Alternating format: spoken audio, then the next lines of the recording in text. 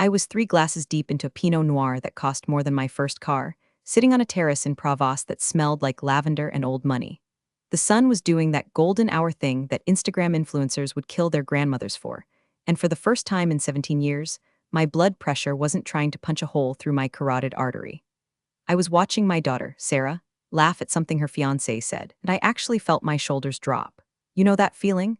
When the invisible anvil you've been carrying around since the dot-com bubble burst finally hits the floor? Yeah, that. Then my phone buzzed. It wasn't a polite notification.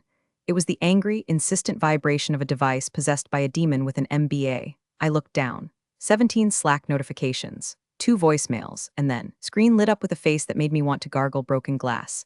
Bradley VP Ops. Bradley, the owner's son, a man who thought the cloud was actual water vapor and whose only qualification for running a data center was that he once set up a Roku without calling Geek Squad. I let it ring.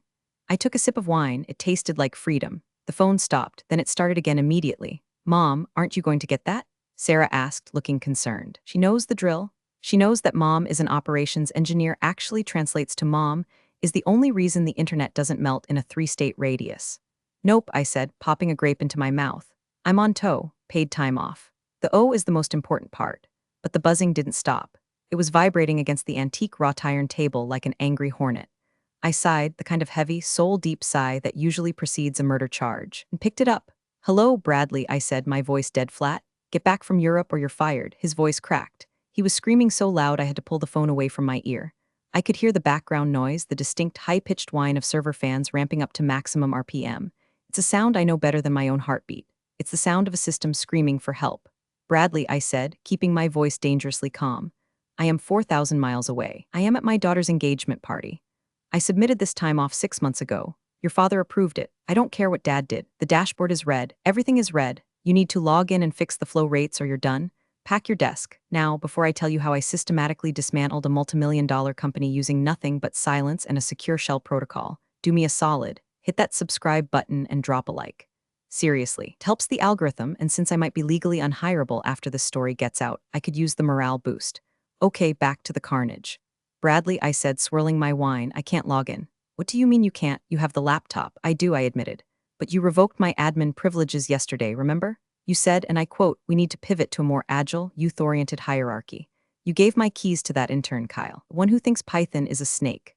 Kyle is crying in the bathroom. Fix IT, I can't fix what I don't have access to, Brad. You wanted me out of the loop, I'm out of the loop. Then get on a plane. If you aren't here in 12 hours, you are terminated for cause. Insubordination, sabotage, the accusation hung in the air, mixing with the scent of lavender. Sabotage, he wanted to talk about sabotage. I looked at the vineyard. I looked at my daughter, who was looking at me with that please, don't work on vacation face. I thought about the last decade. The missed birthdays because a cooling loop sprung a leak at 3 a.m. The Christmas mornings spent on conference calls because a firmware update bricked the storage array. The fact that my hair was graying because I was the only thing standing between this company and a thermal meltdown. And this 26-year-old with a spray tan and a degree in business ethics was screaming at me like I was the help. Something inside me snapped, not a loud snap. A quiet metallic click like a lock engaging.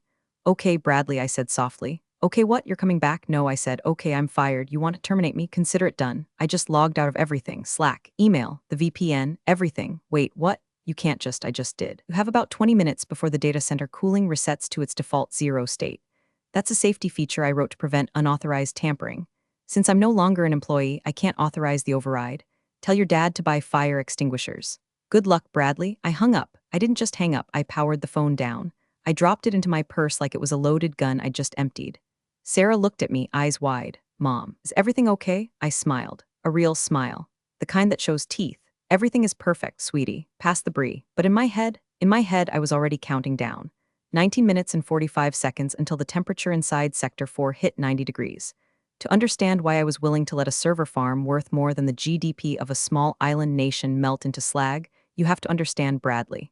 Bradley didn't walk into the office. He strutted. He was the CEO's son, fresh out of an MBA program that apparently taught him that disruption meant firing everyone who knows how the lights work. He showed up 3 months ago, wearing a suit that cost more than my annual mortgage payments and smelling like aggressive cologne and unearned confidence. The first meeting was a bloodbath. He gathered the entire operations team in the glass-walled conference room.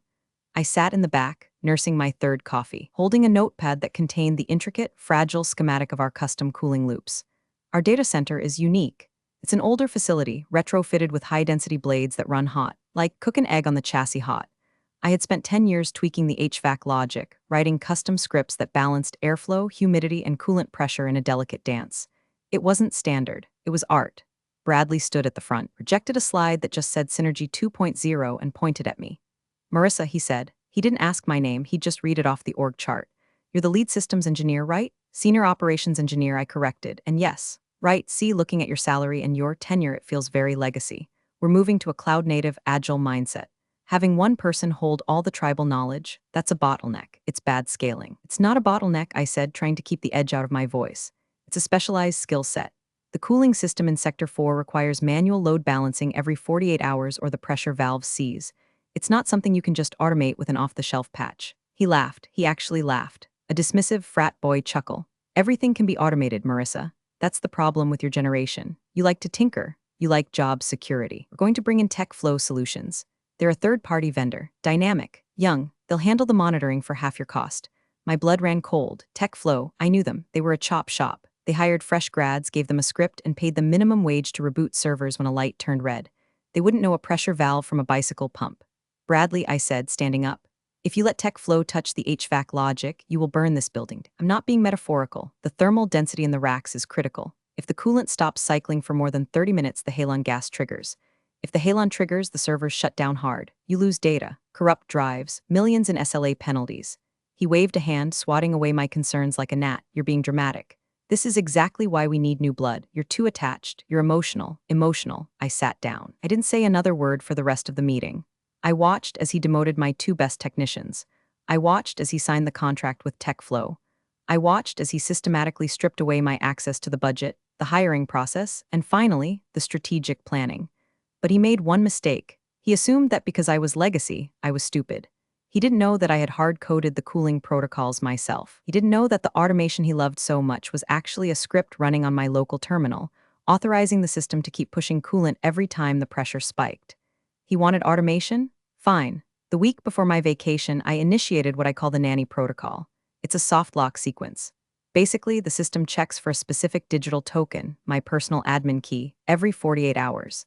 If it sees the key, it assumes mom is home and everything is fine. It keeps the coolant flowing. It balances the load. If it doesn't see the key, it assumes a security breach. It assumes a hostile takeover. And to protect the hardware from unauthorized erratic tampering, it reverts every single setting to the factory default. The factory default for those chillers is off. I tried to warn him. I sent him an email titled Critical System Dependencies Do Not Ignore. He replied with TL. Doctor, enjoy your vacation, Marissa. We've got this. So I packed my bags, I packed my sunscreen, and I packed the only encrypted USB drive that contained the override codes. When he screamed at me on the phone, telling me I was fired, he didn't just hurt my feelings. He triggered the employment termination clause in my own head. I wasn't an employee anymore. Cool. Then my key was no longer authorized. The clock had started ticking the moment he said you're done. Back in Denver, 4,000 miles away from my Pinot Noir, the situation was deteriorating faster than a banana in a backpack. I can picture the scene perfectly because I've lived through the drills 100 times. But this wasn't a drill. The main operations center is a glass fishbowl in the center of the building. Usually, it's a hum of low-level activity, green lights on the wall-sized monitors, a gentle clatter of keyboards. But right now, it would be a disco of red warning strobes. Kyle, the intern who thought Python was a reptile, was likely hyperventilating into a paper bag. The TechFlow guys, let's call them Tweedledee and Tweedledumbess, were probably staring at the main dashboard, which was currently displaying a cascade of high-temp warnings for Sector 4, Rosa through F. Just reboot the controller. Bradley would be shouting, pacing back and forth in his Italian loafers, sweating through his dress shirt. Why aren't you rebooting it? We tried, sir. One of the TechFlow guys would stammer. We sent the kill signal to the HVAC master node. It refused the command. What do you mean it refused? It's a machine. It does what it's told. It says unauthorized user, the tech would say, pointing at the screen. We tried using the admin root password you gave us. It's not working. That's because the admin root password Bradley had was for the operating system. It wasn't for the firmware. I had separated those layers 5 years ago after a Russian botnet tried to hijack our thermostat to mine Bitcoin. The firmware layer, the brain that actually tells the valves to open and close, only listened to one user, Brennan Sue. Call her back. Bradley probably screamed, grabbing his phone again. Get her back on the line, but my phone was off. I was eating cheese. She's not answering, sir, Kyle would whisper. Then hack it. You guys are hackers, right? Bypass the firewall. Here's the funny thing about data centers. They are designed to keep people out, especially physical infrastructure controls. You can't just hack a localized cooling controller from the internet if the bridge is down. And the nanny protocol, it burns the bridge. It disables remote port access as a security measure. To fix this, someone had to physically go into the server room, plug a console cable into the maintenance port of the master chiller unit, and enter the 64-character encryption key. The key that was on a USB drive. In my purse, in France. Sir, another tech would pipe up, his voice trembling. The ambient temperature in row C just hit 85 degrees. The fans are running at 100%, but they're just pushing hot air around.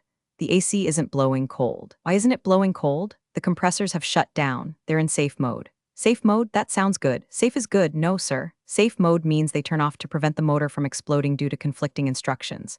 They're waiting for a manual reset. Bradley would be staring at the wall of screens. He'd see the client names blinking in red: banks, hospitals, logistics companies, real people with real money who were about to experience a very real outage. How long? Bradley would ask, the arrogance finally draining out of him, replaced by the cold, wet dread of a man realizing he just threw a grenade into his own lifeboat. At this rate of climb, the tech would check the graph. The thermal shutdown threshold for the storage arrays is 105 degrees. We're gaining a degree every 90 seconds. Bradley would do the math, or try to. 20 minutes, the tech would say. Maybe less. Open the doors, Bradley would scream. Open the server room doors, get fans, get ice, I don't care. And that is the exact moment the chaos would shift from technical difficulty to physical comedy. I imagined them running to the break room, grabbing bags of ice from the freezer, dragging box fans from the supply closet. It was like trying to put out a forest fire with a water pistol. I took another sip of wine. The sun was setting. It was getting chilly in Provence. I put on a cardigan. Back in Denver, things were just starting to heat up. If you've never stood inside a data center when the cooling fails, you can't appreciate the visceral horror of it. It's not just warm. It's an oppressive, industrial heat that feels heavy in your lungs. In Sector 4, the noise would be deafening. Every server has internal fans, tiny little plastic blades that spin at 10,000 RPM. When the sensors detect heat, they throttle up. Usually they run at 30% speed, a gentle hum. Now, thousands of them were screaming at 100% capacity, creating a sonic wall of white noise that vibrates in your teeth. It smells like burning dust, like ozone, like expensive electronics cooking in their own juices. The hot aisle behind the racks, where the exhaust vents out, would be lethal. We're talking 120 degrees and climbing. The cold aisle, which is supposed to be a crisp 65 degrees, would be creeping past 90. By now, the client tickets were rolling in. At first, it's just automated alerts, high latency, packet loss. Then the humans start calling. Hey, our database transaction time just went from 5 milliseconds to 5 seconds. We can't process credit card payments. That's the regional bank client. Our patient record system is timing out. We have doctors in the ER waiting for scans. That's the hospital network. We're losing $10,000 a minute. Fix it. That's the high-frequency trading firm. Bradley, trapped in the ops center, was watching his career evaporate. He was yelling at the tech flow lead, a guy named Jason who looked like he was 12. Do something, Bradley shrieked, slamming his hand on the desk. We're trying to reroute the load. Jason yelled back, but the virtualization manager is lagging. The CPUs are thermal throttling. They automatically slow down to prevent melting.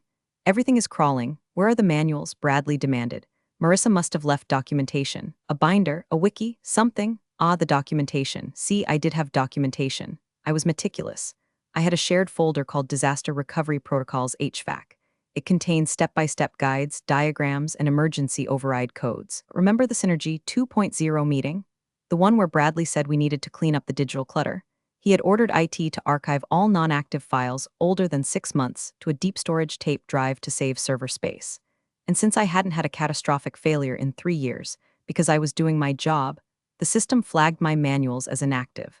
They were currently sitting on a magnetic tape in a warehouse in New Jersey. It might as well have been on the moon. The folder is empty. Kyle cried out, It's just memes. She has a folder of memes, that was true. I did keep a folder of Danny DeVito memes on the shared drive.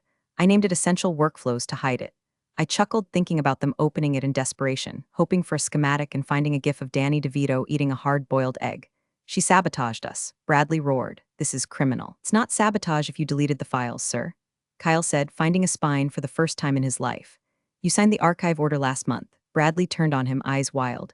Don't you quote policy to me. Get down there, open the floor tiles. Maybe there's a manual override valve. We don't know which valve is which, Jason shouted. There are 4 pipes: chilled water supply, return, condenser loop, and refrigerant. If we open the wrong one, you flood the room with glycol or vent high-pressure gas? I don't care. Guess. That is the sound of a man who has lost touch with reality. Guess is not a word you use when dealing with pressurized systems. Back in France, I ordered a dessert, a crème brûlée. I cracked the caramelized sugar with my spoon. Crack, the heat in Sector 4 hit 98 degrees. The first storage array, Drive Bank 12, began to blink amber. Drive failure imminent. The smell of burning plastic was getting stronger. I wasn't completely disconnected. That would be irresponsible. I had my personal laptop, a battered ThinkPad that weighed as much as a brick and could survive a nuclear blast. I tethered it to the shaky Wi-Fi of the Airbnb. I didn't log into the corporate VPN. Bradley had killed that access, but I didn't need the VPN to see the vitals. Years ago, I had installed a separate, cellular-based sensor array, just a few Raspberry Pis with temperature probes and a cheap 4G dongle hidden behind the cable trays. I called it the Canary. It was my sanity check. When the official dashboard said everything was fine but my gut said something was wrong, the Canary told me the truth. I pulled up the terminal. The text scrolled green against black, matrix style. Sensor 1, row A, 102.4 degrees F. Sensor 2, row C, 106.1 degrees F. Sensor 3, HVAC intake, 110.0 degrees F. Status. Critical. It was beautiful in a horrifying way. It was the mathematical certainty of physics taking its revenge on incompetence. I took a screenshot. I debated letting it burn, truly. I sat there, listening to the crickets chirp, and thought about the $50,000 worth of stock options that were currently vesting. If the data center melted, that stock would be worth less than the napkin under my drink. But this wasn't about money anymore. This was about the principle. It was about the fact that for 15 years, I had been the invisible janitor, wiping the ass of the infrastructure, and the moment a guy in a suit showed up, I was legacy trash. I opened a secure, encrypted messaging app. I had a group chat with the old ops team, the guys Bradley had fired or demoted. Even Kyle was in it. Lurking, I uploaded a video file I had pre-recorded before I left. Just in case, I hit send. Back in the ops center, every screen on the local network flickered.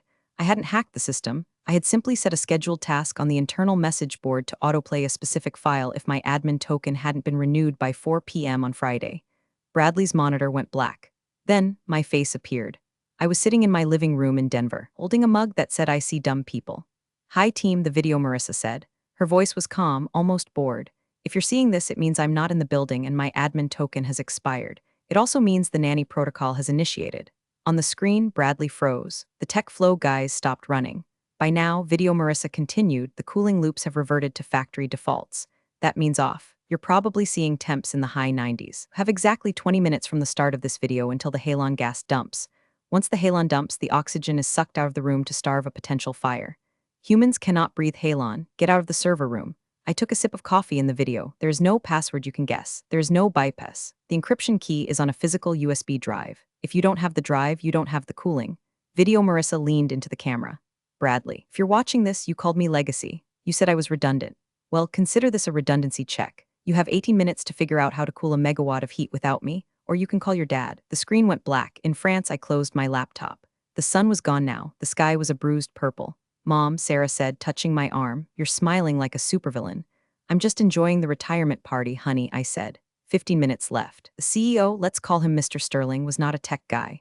He was a money guy. He was the kind of guy who thought bandwidth was something you negotiated over a steak dinner. But he understood one thing very well, liability. He was currently on a yacht in the Mediterranean, ironically not that far from me, entertaining investors. His phone rang. It wasn't Bradley. Bradley was too terrified to call. It was the chief legal officer, Chloe Sterling. The CEO barked, answering on the second ring. I'm in the middle of a cigar. Sir, we have a situation at the main data center, the CLO said. The fire suppression system is pre-arming. What, is there a fire? No, sir, it's heat. The cooling is down, all of it. Well, fix it. Why are you calling me? Tell Bradley to kick the machine or whatever. Bradley fired the only person who knows how to fix it, sir. There was a silence on the line. The kind of silence that costs $10,000 a second. He did what? He terminated Marissa Brennan, effective immediately. He revoked her access. And apparently the system requires her physical authorization to run the custom cooling loops. Put Bradley on. Now. Back in the sweltering ops center, the phone on the conference table screamed. Bradley looked at it like it was a cobra. He picked it up with a shaking hand. D-Dad, you fired Marissa. The voice was so loud the tech flow guys heard it from across the room. She was insubordinate. She left the country. She's holding the system hostage. Bradley wailed, sounding exactly like the 6-year-old who broke a vase and blamed the cat. She didn't hold it hostage, you moron. Mr. Sterling roared. She built it. I kept her on the payroll at 20% above market rate because the insurance underwriters specifically listed her as a critical risk mitigation factor. Do you know what happens if the data center melts and our lead engineer was fired without cause by an unqualified supervisor? The insurance doesn't pay out. We are liable for everything. I didn't know, Bradley whimpered. Of course you didn't know. You didn't ask. You just walked in there swinging your dick around trying to impress the board. Dad, it's 108 degrees in the hot aisle. The drives are screaming. What do I do? You pray, Sterling said, and then you get me her number. I tried calling her. She won't pick up. That's because you're you. Text me her number. Right now. Mr. Sterling hung up. He looked at the Mediterranean Sea, dark and vast. He took a breath. He was a shark, and he recognized another shark. He knew he wasn't dealing with an employee anymore. He was dealing with a consultant, and consultants are expensive. In Pravos, my phone buzzed again. I looked at the ID. Richard Sterling. I didn't answer. Not yet. You see, in negotiations, the person who speaks first loses, but the person who answers the phone too quickly looks desperate. I let it go to voicemail. Then I waited 2 minutes. Then I sent a text. Hi, Richard. Currently at a family event. Reception is spotty. Is this urgent? Emmett was the most passive-aggressive text message in the history of telecommunications. His reply came 3 seconds later. Call me, name your price. I smiled. I took another sip of wine. Mom, Sarah said, you're doing the scary face again. Just wrapping up a contract negotiation, honey, I said. Almost done. We were down to 9 minutes. The ops center was no longer an office. It was a sauna filled with panic. Ambient temperature in the room had risen to 85 degrees just from the heat leaking through the server room doors. Inside the server room, it was an oven. Warning, thermal critical. Zone 4, shutdown imminent. The automated voice was calm, which made it worse. Can we just use portable AC units? Jason, the tech flow lead, yelled. He had stripped off his uniform shirt and was wearing a sweaty undershirt. We have 2 portable units, Kyle shouted back. It produced 12,000 BTUs of cooling. The server rack produces 400,000 BTUs. It's like spitting on a bonfire. Find the drive. She must have a backup drive here. Bradley was tearing apart my desk. He dumped my drawers on the floor. Pens, tampons, old stress balls, and a stash of emergency Snickers bars scattered everywhere. Found one? A tech yelled. He held up a USB stick he found taped under my monitor stand. Bradley snatched it. Plug it in, go, go, go. They ran to the console. They jammed the USB stick in. The screen flickered. Access denied. Biometric authentication required. It needs a fingerprint. The tech screamed. Whose fingerprint? Bradley demanded. Hers. It's encrypted to her hardware key. Bradley stared at the screen. He looked at his own thumb. He looked at the USB drive. For a second, I bet he considered cutting off my thumb, but I was in France, so the logistics were tricky. I pass it, we can't. It's military-grade encryption. If we guess wrong 3 times, it wipes the drive. We have to shut it down, Kyle said quietly. Bradley, we have to pull the plug. A hard shutdown? No. Bradley grabbed Kyle by the collar. If we do a hard shutdown, the client database is corrupt. The transactional logs won't write. We lose the data. If we lose the data, the lawsuits start tomorrow morning. We have to keep it running. If we keep it running. Hardware melts, Kyle pushed him back. Look, he pointed to the glass window looking into the server room. A white mist was forming near the ceiling. Is that smoke? Bradley whispered. It's coolant vapor, Kyle said, his voice trembling. The pressure valves have blown. The glycol is boiling off. If that hits a spark, we don't just lose the data. We lose the building. The fire alarm strobe lights began to flash. No sound yet, just the lights. The silent herald of the Halon dump. 7 minutes, Kyle said. Get everyone out. Now. Bradley slumped against the console. He slid down until he was sitting on the floor, surrounded by my old Snickers bars. He looked small. He looked like a boy wearing his daddy's suit. I'm ruined, he whispered. My phone buzzed again. Richard Sterling. I looked at the time. 7 minutes to meltdown. I picked up the phone. Hello, Richard, I said. Lovely evening for a chat. Fix it, Sterling snarled. I don't care what he did. Fix it? I can't, Richard. I'm fired. I'm just a tourist. If I touch your systems, that's a violation of the Computer Fraud and Abuse Act. I could go to federal prison. Bradley made that very clear. I am rehiring you, he shouted. Right now you are rehired. I don't want my old job back, I said, picking at a loose thread on the tablecloth. The management is terrible. The VP of Ops is a liability. He's gone, Sterling said instantly. I'm firing him. I'm moving him to the mailroom. No, the warehouse in Alaska. Good start, I said, but not enough. What do you want, Marissa? 20% raise, double vacation? I want a consulting contract, I said. External, independent. My rate is $500 an hour with a minimum retainer of 1 year paid upfront. Also, I want the title of interim CTO until you find someone who knows what a server actually looks like. And a full apology from Bradley, written, signed, and notarized, admitting to gross incompetence to be kept in my personal file in case you ever try to screw me on severance again. Done, Sterling said. I'll wire the retainer. Now fix it. Money first, Richard. You know how banks are. Wire transfer confirmation number. Then I type, you are extortionate, I'm essential. There's a difference. Supply and demand, Richard. Isn't that what you taught your son? Heard him fumbling with another phone. I heard him shouting at his banker. 4 minutes, I heard Kyle scream in the background of the other line. Sterling must have been patched into the ops room. Sent, Sterling yelled. Confirmation number 8809 Alpha Tango. It's in your account, $200,000. Now save my company. I checked my banking app. It spun for a second. Then green numbers appeared. Pleasure doing business with you, I said. I opened my laptop. Okay. I said to the air, let's turn down the heat. I didn't need the USB drive in Denver. That was a decoy, a something you have factor for the junior techs to chase. The real master key was a 4096-bit RSA token stored on my UBI key, which was currently plugged into my laptop in France. I opened the terminal. I connected to the satellite backdoor. User, Mbrennen Su, password, 2fa touch UBI key. Access granted. I typed one command. Sudo / etc / hvac / emergency override sh reset force. I hit enter.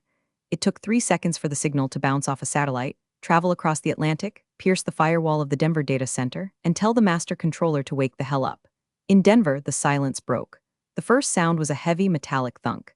That was the main compressor clutch engaging. Then, the roar. Not the high-pitched scream of the tiny server fans, but the deep, chest-rattling bass of the industrial chillers kicking in. It sounded like a jet engine starting up in a library. Cold air, blessed, freezing air, blasted out of the floor vents in the data center.